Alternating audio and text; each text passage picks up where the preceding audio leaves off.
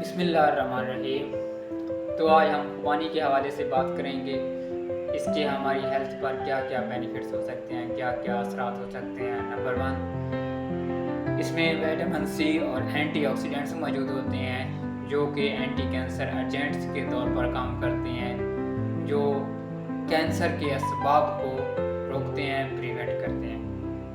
Number 2, इसमें vitamin A मौजूद होता है जो हमारी आई साइट जो है उसमें इम्प्रूवमेंट लाता है, उसको कंट्रोल करता है। इसमें वाटर की क्वांटिटी जो है बहुत ज़्यादा होती है, हाई अमाउंट ऑफ वाटर मौजूद होता है जो कि हमारी स्किन को गर्मियों में हाइड्रेटेड रखता है। इसमें आयरन और कॉपर मौजूद होता है जो कि हमारे ब्लड में हीमोग्लोबिन की क्वांटिटी और रेड ब्लड सेल की क्वांटिटी जो है उसको मेंटेन रखता है। इसमें कैल्शियम मौजूद होता है जो कि हमारी हड्डियों के लिए बहुत ही मुफीद चीज़ है, मुफीद विटामिन है।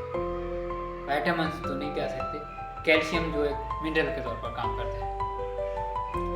कोई भी शख्स जो है अगर उसको बोन का प्रॉब्लम है, बोन की हेल्थ उसकी मतलब बोन वीक है, तो उसको चाहिए कि वो रेगुलर इसको खुबानी को यूज़ करे, तो इसमें काफ़ी बेहतरी आ सकती है। इसके साथ साथ इसमें फाइबर मौजूद होता है, पोटाशियम और फाइबर मौजूद होता है जो कि हमारे ब्लड का प्रेशर जो है, ब्लड प्रेशर जो है वो मेंटेन रहता है।